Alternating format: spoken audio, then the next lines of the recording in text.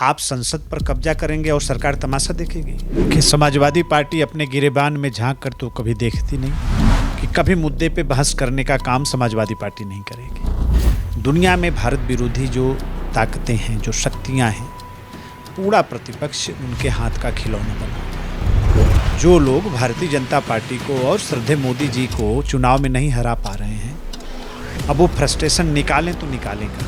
Police ने बर्बरता से उन पर लाठीचार्ज करा। फिर छात्र भी क्या करते, आनन फानन में आकर छात्रों ने भी वो करा जो छात्र कर सकते थे।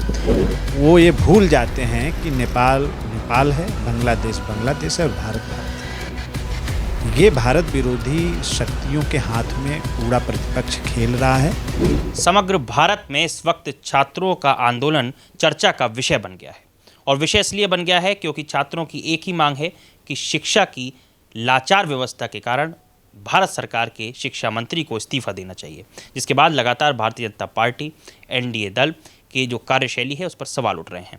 अब हाल ही में समाजवादी पार्टी ने उत्तर प्रदेश के नौकरशाही, अफसरशाही और राजतंत्र को लेकर सवाल खड़े करे हैं। समाजवादी पार्टी ने स्पष्ट कहा है कि उत्तर प्रदेश में ना तो छात्रों को शिक्षा से नौकरी मिल पा रही है, ना ही छात्रों को उचित सम्मान मिल पा रहा है। बात करने के लिए मेरे साथ मौजूद हैं उत्तर प्रदेश के कैबिनेट मंत्री अनिल राजभर जी। सर, बहुत बहुत स्वागत है सी न्यूज़ भारत में। सर, प्रथम उत्तर प्रदेश में, जो कि आपके पास एक बड़ा विभाग है, श्रम का विभाग है, रोजगार का विभाग है, उत्तर प्रदेश में छात्रों की क्या वो मूलभूत सुविधाएं हैं जो वास्तविकता में नहीं पहुँच पा रही, जिस पर समाजवादी लगातार सवाल उठा रही है? देखिए, समाजवादी पार्टी अपने गिरेबान में झांक कर तो कभी देखती नहीं। अभी अगस्त में विधानसभा चलने जा रही है, मानसून सत्र चलेगा, और अभी से मैं आपको बता रहा हूं कि कभी मुद्दे पे बहस करने का काम समाजवादी पार्टी नहीं करेगी। जो सड़क की बात होगी उसको सदन में करने की कोशिश करते हैं, और जो सदन की बात है उसको सड़क पर करने की कोशिश करते हैं। जब से देश आज़ाद हुआ है तब से लेके आज तक वर्तमान समय में उत्तर प्रदेश का जो बेरोजगारी दर है वो सबसे बेहतर स्थिति में है।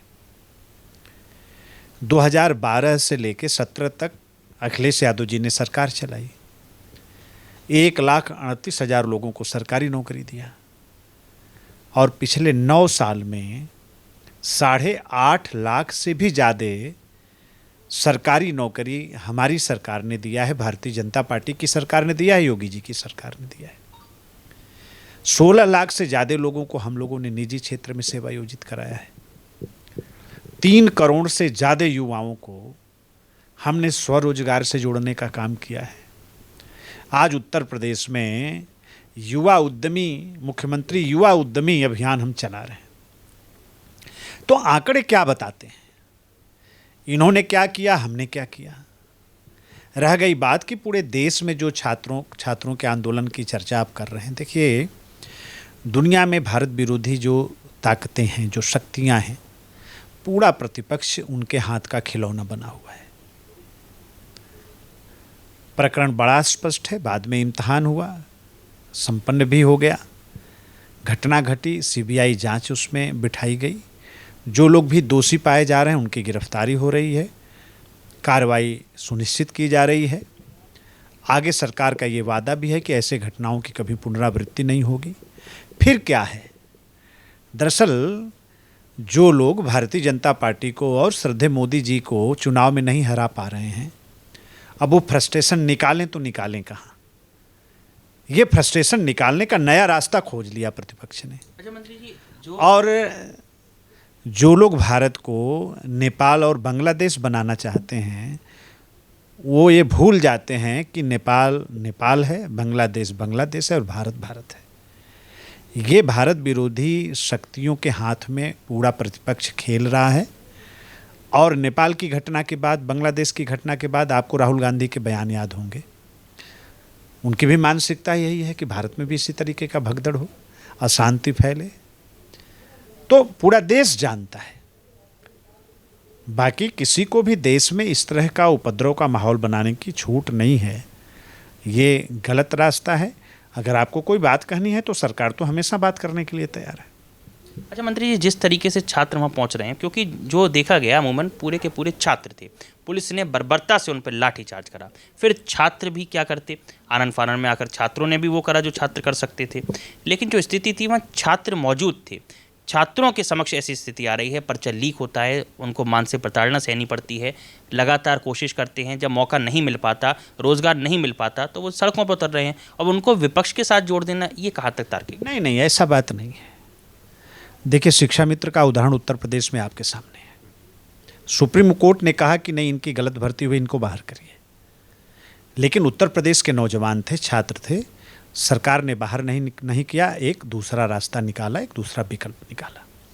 और फिर शिक्षा मित्रों का जो संगठन था, सबसे बार बार सरकार ने यही कहा कि आप धैर्य बनाए रखिए, हम आपकी बात को सुनेंगे, हम आपकी समस्याओं पर गंभीरता से विचार करेंगे। और आज देखिए, उनका मानदेय हमारी सरकार ने बढ़ाया कि नहीं बढ़ाया। लेकिन बीच में जो आंदोलन करने वाले लोग थे, आज कहाँ हैं वो? आप संसद पर कब्जा करेंगे और सरकार तमाशा देखेगी, पुलिस प्रशासन तमाशा देखेगा, हमारी फौज तमाशा देखेगी। ये नहीं हो सकता। जो संवैधानिक अधिकार हैं सत्याग्रह करने के, जो लोकतांत्रिक अधिकार हैं, उस तरीके से आप अपनी बात कहिए। सरकार कहाँ उससे इनकार कर रही है? हम आपकी बात सुनेंगे। पर्चा लीक हुआ तो सीबीआई किसने बैठाया? जांच चल रही है कि नहीं चल रही है? गिरफ्तारियां हो रही हैं कि नहीं हो रही हैं? दोबारा संपन्न हुई परीक्षा कि नहीं हुई? सरकार ने वादा किया कि दोबारा ऐसी घटनाओं की पुनरावृत्ति नहीं होगी। लेकिन आप एक बात के बहाने उपद्रव करेंगे और देश की संसद पर कब्जा करने की कोशिश करेंगे। आप हमला बोलेंगे पुलिस पर, तो पुलिस तमाशा देखने के लिए थोड़ा पुलिस रहती है, कार्रवाई तो होगी।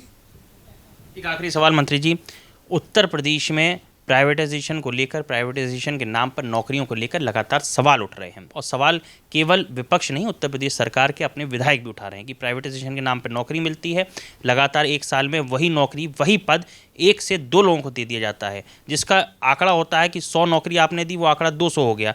लेकिन वास्तविकता में क्या वो लोग वाकई नौकरी कर पा रहे हैं, कितनी तनख्वाह मिल पा रही है, ये अपने आप में सवालों के घेरे में आ जाता है। नहीं, ऐसी शिकायतों को का संज्ञान लिया है सरकार ने, और इसीलिए हमने एक अलग से कॉरपोरेशन बनाया है, निगम बनाया है, और आने वाले दिनों में आपको ऐसी शिकायत कहीं से भी सुनने को नहीं मिलेगी। सरकार का पूरा वादा है।